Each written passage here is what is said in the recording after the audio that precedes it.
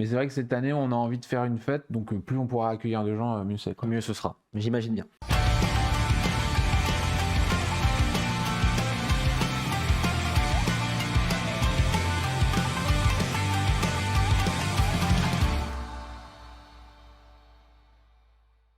Si on parle de Japan Expo à Paris, hein, Si on a acheté un billet samedi, on peut revenir le samedi cette année.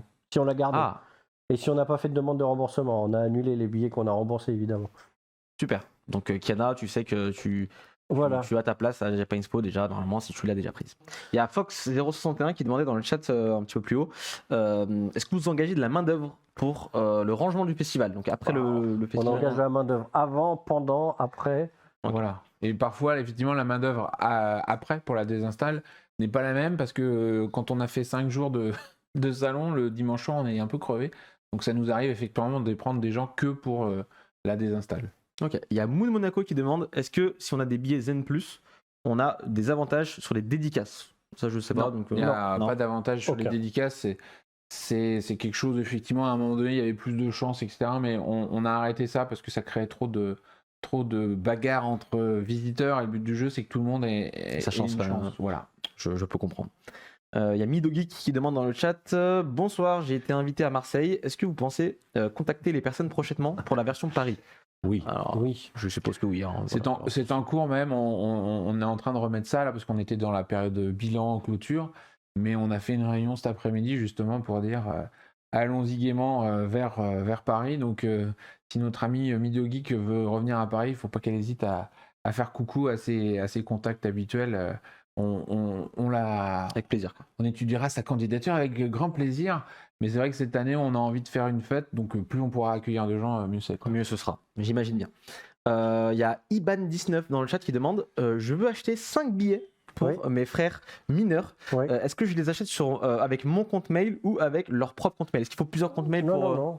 C'est directement, on peut mettre son mail, voilà, c'est simple, hein, on met pas de... Alors, ça dépend de ce qu'il veut faire en fait. Voilà, il y a plusieurs réponses possibles, c'est-à-dire que si on a tout dans le même compte, c'est juste que par exemple, on montrait les dédicaces l'autre fois, au niveau de la possibilité de jouer sur les dédicaces, ça veut dire que la personne aura les billets de tout le monde dans son compte à lui. Ok.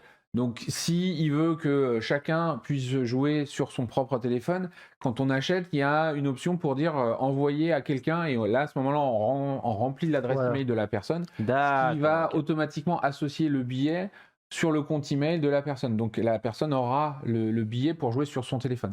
Si il prend les 5 billets avec son compte, bah, c'est juste que c'est lui qui aura toutes les chances de jouer aux dédicaces. Voilà. Et surtout, et puis il garde tous les billets avec lui. Ils ne seront pas envoyés automatiquement à chaque détenteur. Sur place, c'est à lui de les montrer, etc. Ouais. Ok, très bien. J'ai Zaza Charlène qui demande pour les armes. Je sais que cela est très réglementaire. Je me demandais, est-ce qu'une petite branche de bois pour s'en servir comme drapeau est autorisée ou pas du tout? Normalement ça passe, mais après le truc qu'il y a, c'est que on vous dit ça aujourd'hui.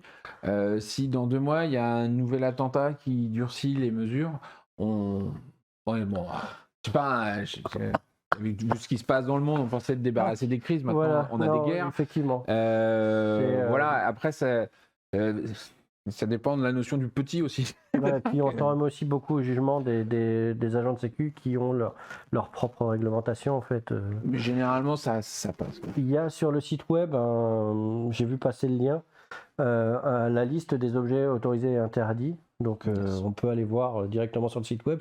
On les connaît pas par cœur, il faut le dire de manière objective. J'imagine bien que c'est compliqué.